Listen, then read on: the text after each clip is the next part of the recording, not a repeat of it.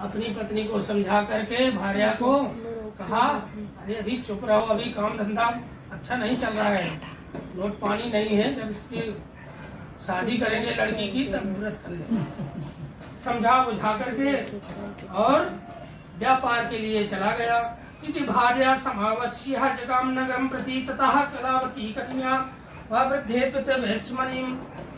और समझा बुझा करके इधर कन्या कलावती पिता के घर में बढ़ने लगी। और तदंतर धर्मज्ञ साधु ने जब व्यापार करके साधु लौटा तो नगर में सखियों के साथ क्रीड़ा करती हुई अपनी कन्या को विवाह के योग्य देखा। आपस में मंत्रणा किया, मंत्रियों को बुला करके, अपने नौकरों चाकरों को बुला करके कन्या विवाह के लिए श्रेष्ठ वर का अन्वेषण करो, ऐसा दूत से कहकर शीघ्र ही भेज दिया एक दूत।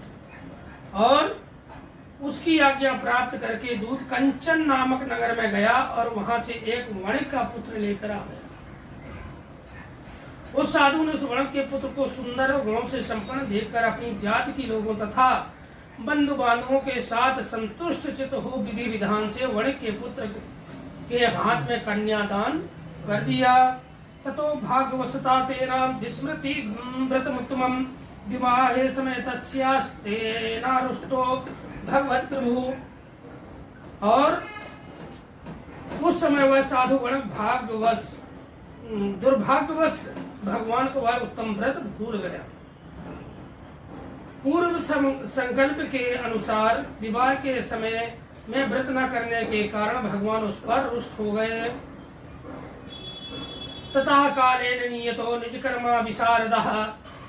कुछ समय के पश्चात अपने व्यापार कर्म में कुशल वह साधु वणिक काल की प्रेरणा से अपने दामान के साथ व्यापार के लिए समुद्र के समीप स्थित रत्नसारपुर नामक सुंदर नगर में गया और उसने श्री संपन्न दामान के साथ वह व्यापार करने लगा। कहाँ चला गया? रत्नसारपुर नामक सुंदर नगर में गया और अपने श्री संपन्न दामान के साथ व्यापार करने लगा। तदंतर वे दोनों राजा चंद्रकेतु के रमणीय उस नगर में गए। उसी समय भगवान श्री सत्यनारायण ने उसे भ्रष्ट प्रतिज्ञा देखकर इसे दारुण कठिन महान दुख प्राप्त हो गया, श्राप दे दिया। एकास्मिन् दिवसे राज्ञो धर्मादाय तस्करा तत्रे च जगतश्चोरो वाणिज्यो यत्र संसतो। एक दिन एक चोर राजा चंद्रकेतु के धन को चुराकर वहीं आया जहां ससुरदामान दोनों व्यापार करती थे। और चोर ने देखा, वह अपने पीछे दौड़ते हुए दूत को देखा चोर ने, राजा के सिपाही आ रहे हैं। उस चोर ने भयभीत चित्त से धन को वहीं छोड़ दिया जहां ससुरदामान थे। इसके बाद राजा के दूत वहां आए जहां वह साधु वणिक दामान के साथ में था। वहां राजा के धन को देकर वे दूत उन दोनों वणिक पुत्रों को बांध कर ले गए और हर्ष पूर्वक दौड़ते हुए राजा से बोले, प्रभु हम दो चोर पकड़ लाए हैं, इन्हें देकर आप आज्ञा दें। राजा की आज्ञा से दोनों शीघ्र दृढ़ता पूर्वक बांधकर बिना विचार किए हुए कारागार में डाल दिया। भगवान सत्यदेव की माया से किसी ने उन दोनों की बात नहीं सुनी और राजा चंद्रकेतु उन दोनों का धन भी ले लिया, जो धन था वो भी ले लिया। कलावती तु कन्यापि भ्रमति प्रतिवासरम एकस्मिन् दिवसे याता क्षुधार्थम दुजमंद्रम। और कलावती लीलावती माँ बेटी यहाँ जो थी घर में, इनके घर में भी चोरी हो गई। दाल चावल आटा सब चोर चुरा ले गए और क्षुधा मतलब भूख के लिए इधर उधर भटकने लगी मंदिर मंदिर। शरीर तथा मानसिक पीड़ा से युक्त भूख और प्यास से दुखी हो अन्न की चिंता से धर भटकने लगी। कलावती कन्या भी भोजन के लिए इधर उधर प्रतिदिन घूमने लगी। एक दिन क्षुधा से पीड़ित हो वह कलावती एक ब्राह्मण के घर गई। वहां जाकर उसने श्री सत्यनारायण के व्रत पूजन को देखा। वहां बैठकर उसने कथा सुनी और वरदान मांगा। तदनंतर प्रसाद ग्रहण करके वह कुछ रात होने पर घर गई। शाम की कथा होती है, कुछ झूली पड़ गई, अंधेरा हो गया, तो गांव की बात थी। और रात होने पर लड़की शादीशुदा, तो गांव की माँ जो होती हैं डांटने लगती हैं, इतनी रात में तो कहाँ घूम रही है, क्या जरूरत है शाम के घूमने की। और माता कलावती कन्या कथिया मासा प्रेमता पुत्री रात्रो स्थिति पुत्री किमते मनसि वर्तते। माता लीलावती ने कलावती कन्या से कहा, प्रेम पूर्वक मुझसे, पुत्री रात में तू कहाँ घूम रही, तेरे मन में क्या विचार है, क्या सोच रही है तू, रात में घूमने की क्या जरूरत है। और कलावती कन्या ने तुरंत माता से कहा, क्या कहा, दुजाले व्रतम मातर दृष्टम वांछित सिद्धित प्रथम। बोला माँ, कहा माँ मैंने एक ब्राह्मण के घर में मनोरथ प्रदान करने वाला व्रत देखा है। कन्या की उस बात को सुनकर वह वणिक की भार्या व्रत करने के लिए उदित हुई और प्रसन्न मन से उस साध्वी ने बंधु बालों के साथ भगवान श्री सत्यनारायण का व्रत किया तथा इस प्रकार प्रार्थना की, भगवान आप हमारे पति एवं जामाता के अपराध को क्षमा करें, वे दोनों अपने घर शीघ्र आ जाएं। इस व्रत से भगवान सत्यनारायण पुनः संतुष्ट हो गए तथा उन्होंने नृपश्रेष्ठ चंद्रकेतु को स्वप्न दिया और कहा, नृपश्रेष्ठ प्रातः स्वप्न दिया और कह दिया, क्या कहा, दोनों वनपुत्रों को छोड़ दो और वह सारा जो धन लिया था वो भी दे दो, अन्यथा राज धन एवं पुत्र सहित तुम्हारा सर्वनाश कर दूंगा। स्वप्न में ऐसा भगवान ने राजा से कह दिया। राजा स्वप्न में ऐसा कहकर भगवान सत्यनारायण अंतर्ध्यान हो गए। स्वप्न में कह दिया, भगवान अंतर्ध्यान हो गए।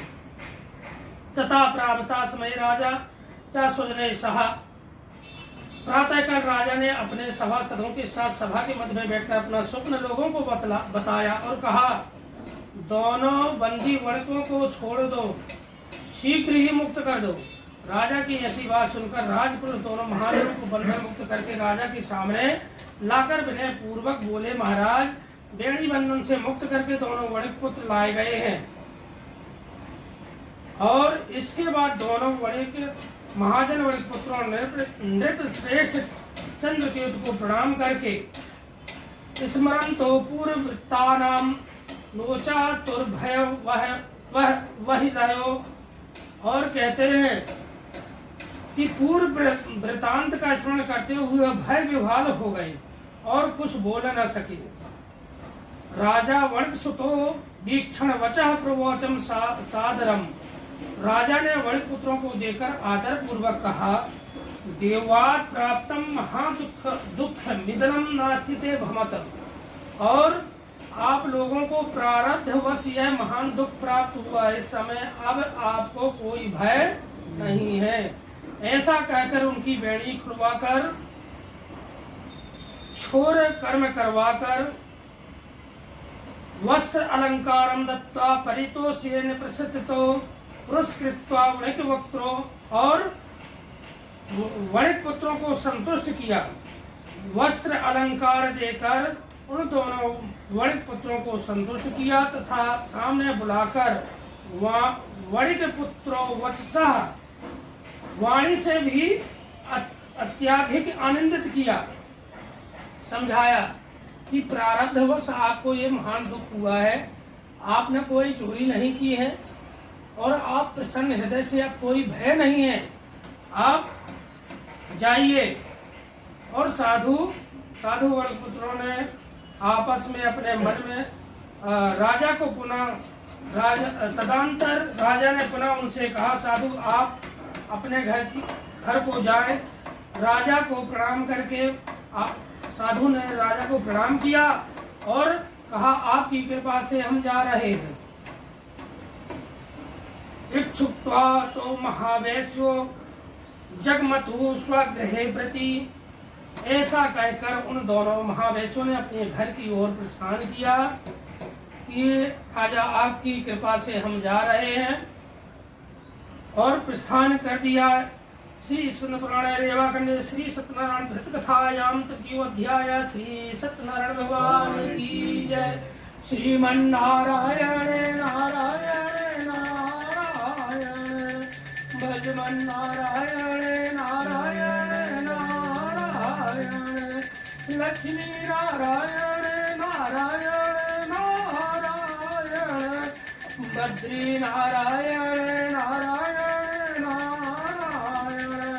श्री सत्यनारायण भगवान की जय। लक्ष्मी नारायण भगवान की जय।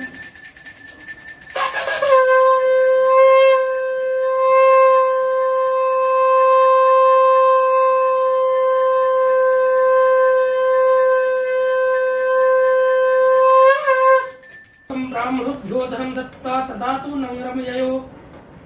श्री सूर्य बोले साधु बड़े मंगलाचरण कर और ब्राह्मण को दक्षिणा दे करके वहां से तो निकल गया, नगर के लिए चल पड़ा। साधु के कुछ दूर जाने पर भगवान सत्यनारायण की उसकी सत्यता की परीक्षा के विषय में जिज्ञासा हुई। भगवान ने कहा साधु को तो बिना कमाए हुए डबल धन मिल गया, हीरे जवाहरात मोती, चलो इसकी परीक्षा लेते हैं। जिज्ञासम कृतवान साधु किमस्ति तव नोस्थितम। और जिज्ञासा हुई साधु, और भगवान ने नारायण का रूप, साधु का रूप धारण करके, दंडी स्वामी का रूप धारण करके उस साधु के पास गए और बोले तुम्हारी नाव में क्या भरा हुआ है। तब साधु ने बोला ततो महाजनो मत्तो देवलम च प्रहस्यवे लता पात्रातिकम चैवा वर्तते तारणो मम।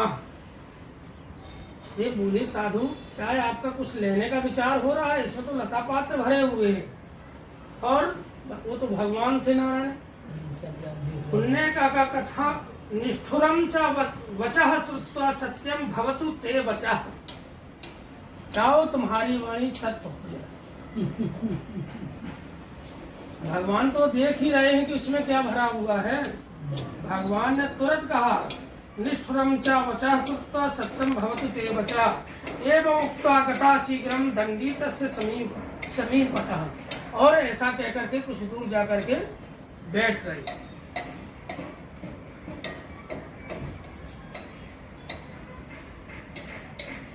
ऐसा कहकर दूर जाकर के बैठ गए समुद्र के किनारे। गते दंडिनी साधुश्च कृतनित्यं क्रियस्तदः उत्तिष्ठां तरणं दृष्ट्वा विस्मयं परमं ययो।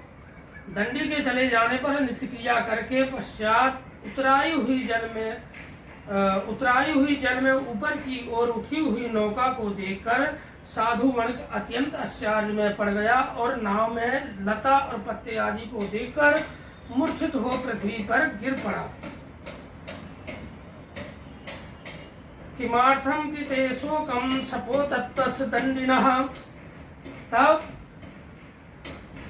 तब उसके दामाद ने इस प्रकार कहा आप शोक क्यों करते हैं। दंडी ने साप दे दिया है, इसी स्थिति में वे ही चाहे तो सब कुछ कर सकते हैं, इसमें संशय नहीं है। अतः उनकी ही शरण में हम चलें, वही मन की इच्छा पूर्ण होगी।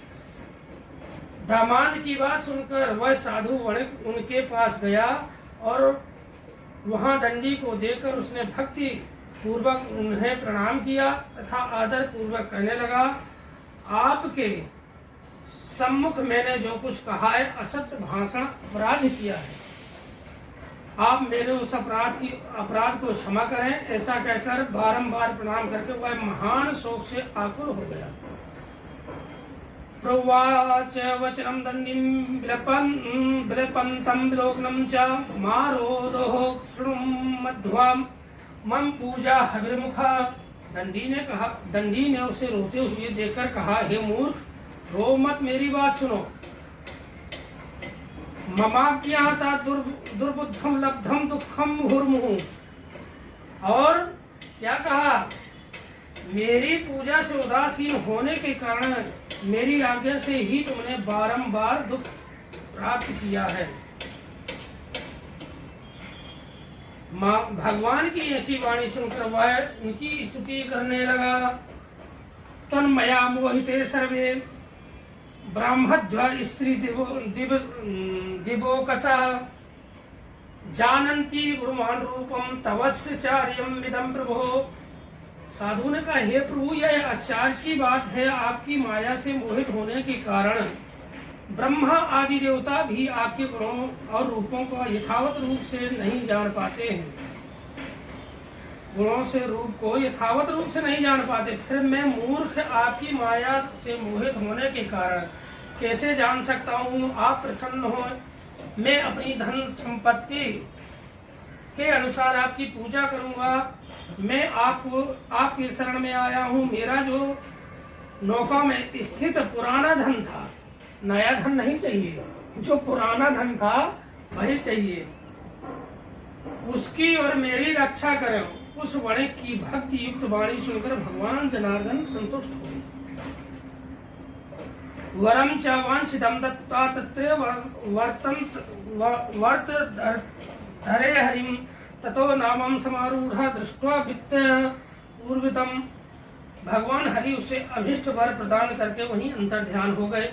उसके बाद वह साधु अपनी नौका में चढ़ा और उसे धन धान से परिपूर्ण देखकर भगवान सत्यदेव की कृपा से हमारा मनोरथ सफल हो गया, ऐसा मन में कहा। हे प्रभु, हमारा मनोरथ सफल हो गया। ऐसा कहकर स्वजनों के साथ उसने भगवान की विधिवत पूजा की। वहीं भगवान श्री सत्यनारायण की कृपा से वह आनंद से परिपूर्ण अपने दामान से कहा, वह देखो मेरी रत्नपुरी नगरी दिखाई दे रही है। इसके बाद उसने अपने धन के रक्षक दूत को अपने आगमन का समाचार देने के लिए अपनी नगरी में भेज दिया। साधुर्जामात्रं प्राह पश्यन्ति रत्नीपुरी ममा दूतम च प्रेषयामासा निज वित्तस्य रक्षकम। और एक दूत को भेज दिया। ततो सो नगरम गत्वा साधुर्भार्या विलोक्यं च। तत्पश्चात उस दूसरे नगर में जाकर साधु की भार्या को देखकर हाथ जोड़कर प्रणाम किया, उसके लिए अभिष्ट बात कही। क्या कहा? सेठ जी अपने दामाद तथा बंधु वर्गों के साथ बहुत सारा धन धान से संपन्न होकर नगर के निकट पधार गए हैं। दूत के मुख से यह बात सुनकर वह महान आनंदित से विह्वल हो गई और उस साध्वी ने श्री सत्यनारायण की पूजा करके अपनी पुत्री से कहा, पूजा कर रही थी माँ बेटी, और अपनी पुत्री से कहा, पुत्री तुम भगवान की पूजा करके आरती करके आना, तुम्हारे पिताजी और दामाद जमाई आ रहे, मैं जा रही हूँ। ऐसा कहकर मैं साधु के दर्शन के लिए जा रही हूँ, तुम शीघ्र आओ। माता का ऐसा वचन सुनकर व्रत को समाप्त करके प्रसाद का परित्याग करके लड़की ने और कलावती भी अपने पति को दर्शन करने के लिए चल पड़ी। इससे भगवान सत्यनारायण रुष्ट हो गए और उन्होंने उसके पति को तथा नौका को धन के साथ हरण करके जल में डुबो दिया। बोले पूजा किया, पाठ किया, प्रसाद चढ़ाया और प्रसाद आरती किया, प्रसाद छोड़ करके चली गई। भगवान ने कहा, अच्छा। तथा कलावती कन्या न विलोक्यम निजम पतिम शोकेन महता तत्रा रुदंती चापदा विभूम। और इसके बाद कलावती कन्या अपनी पति को ना देख महान शोक से रुदन करती हुई पृथ्वी पर गिर पड़ी। नाव का आदर्शन तथा कन्या को अत्यंत दुखी देख भयभीत महान से साधु वर्ग ने सोचा, यह क्या आश्चर्य हो गया। नाव का संचालन करने वाला भी सभी चिंतित हो गए। तदंतर वह लीलावती भी कन्या को देखकर बेहुवाल हो गई और अत्यंत दुख से विलाप करती हुई अपने पति से इस प्रकार बोली, अभी अभी नौका के साथ वह दामाद कैसे अलक्षित हो गए। ना जाने किस देवता की उपेक्षा से वह नौका हरण कर ली गई है, अथवा श्री सत्यनारायण का महात्म्य कौन जान सकता है। ऐसा कहकर वह स्वजनों के साथ विलाप करने लगी और कलावती कन्या को गोद में लेकर रोने लगी। तथा कलावती कन्या नष्टे स्वामिनि दुःखता गृहीत्वा पादको तस्यानुगन्तुं च मनोदधे। और कलावती कन्या अपने पति की पादुका लेकर के अपने सिर पर मारने लगी। अतिशोकेन सप्ताप्तिश्चिन्ता वैयामासं धर्मवित्तः। और अतिशोक करने लगी। सत्य पूजम कृष्यामि। और कहने लगी, हे प्रभु,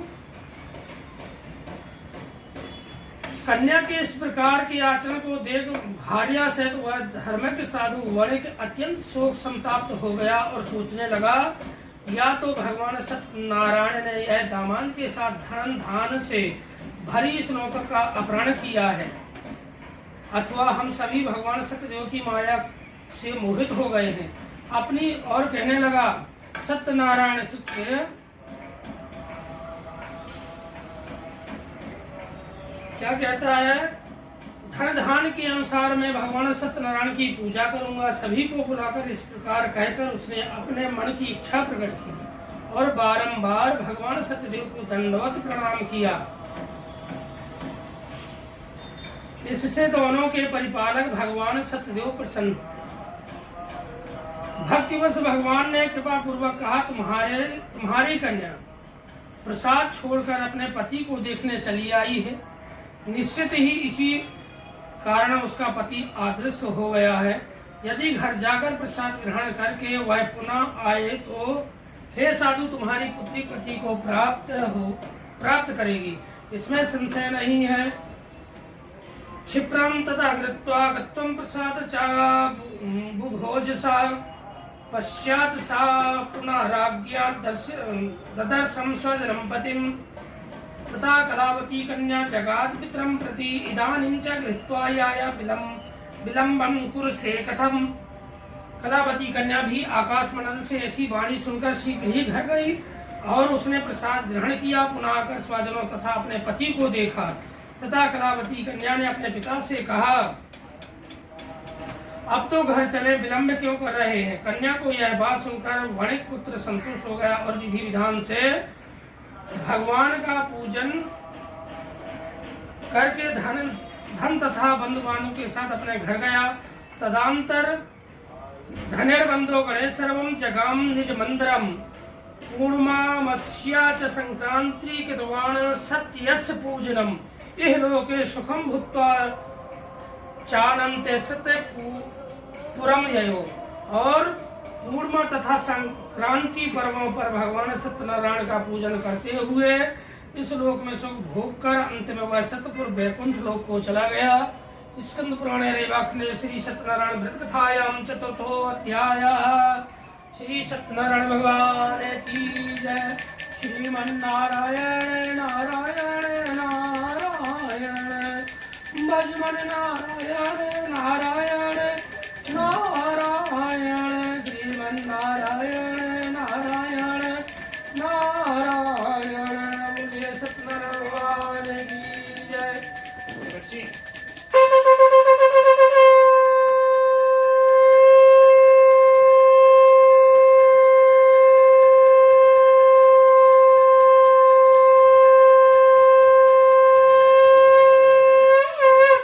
करने में तत्पर तुंगध्वज नाम का एक राजा था। उसने सत्यदेव के प्रसाद का परित्याग करके दुख प्राप्त किया। एक बार वह वन में जाकर और वहां बहुत से पशुओं को मारकर बट वृक्ष के नीचे आया। वहां उसने देखा कि गोपीगण बंधु बांधवों के साथ संतुष्ट होकर भक्ति पूर्वक भगवान सत्यदेव की पूजा कर रहे हैं। राजा दृष्टम तु दर्पेणा न गतो नाम सा ततो गोपी गणा सर्व प्रसादन नृप सन्निधौ। और वहां उसने देखा कि बंधु बांधव के साथ संतुष्ट होकर भक्ति पूर्वक भगवान सत्यदेव की पूजा कर रहे हैं। राजा यह देखकर भी अहंकार वश ना तो वहां गया और ना ही उसने भगवान सत्यनारायण को प्रणाम किया। इसके बाद पूजन के अनंतर सभी गोपीगण भगवान का प्रसाद राजा के समीप रखकर वहां से लौट आए और इच्छा अनुसार उन सभी ने भगवान का प्रसाद ग्रहण किया। इधर राजा को प्रसाद का परित्याग करने से बहुत दुख प्राप्त हुआ। तस्य पुत्र सतम नष्ट्वा धन धान्यादिकं चयत सतदेवनं सतव्रतं नास्यन्ति मम निश्चितम्। उसका संपूर्ण धन धान एवं सभी पुत्र नष्ट हो गए। राजा ने मन में यह निश्चित किया कि अवश्य ही भगवान सत्यनारायण ने हमारा नाश कर दिया है, इसलिए मुझे वहीं जाना चाहिए जहाँ श्री सत्यनारायण का पूजन हो रहा था। ऐसा मन में विचार करके वह राजा गोपीगणों के समीप गया और उसने गोपीगणों के साथ भक्ति श्रद्धा से युक्त होकर विधि पूर्वक भगवान सत्यदेव की पूजा की। भक्ति सिद्धान वितो श्रुत्वा चकारम विधना नृपः सत्यदेव प्रसादेन धनपुत्रान् दितो भवत इह लोके सुखम भूत्वा चांते सत्य परम ययो। और सुख का भोग कर सत्य अंत में सत्यपुर वैकुंठ को प्राप्त हुआ। या इदं कुर्वते सत्यव्रतम परलम दुर्लभम श्रोतु च कथम पुण्यम भक्तियुक्तम फलप्रदाम् धन धान्यादिकं दस्या भवेत् सत्य प्रसादता दारिद्र्यं लभते वित्तं बद्धो मुञ्चते बन्धनात् भीतो भयात् प्रमुच्यते सत्यमेव न संशयः इप्सितं च फलं भूत्वा चान्ते सत्पुरं व्रजेत्। सूत जी कहते हैं जो व्यक्ति इस परम दुर्लभ श्री सत्यनारायण के व्रत को करता है और पुण्यमयी तथा फल प्रदानी भगवान की कथा को भक्ति होकर सुनता है, उसे भगवान सत्यनारायण की कृपा से धन धान आदि की प्राप्ति होती है। दारिद्र्यवान धनवान हो जाता है, बंधन में पड़ा हुआ बंधन से मुक्त हो जाता है, डरा हुआ व्यक्ति भय से मुक्त हो जाता है। यह सत्य है, इसमें कोई संशय नहीं है। इस लोक में वह सभी इप्सित फलों का भोग प्राप्त करके अंत में वैकुंठ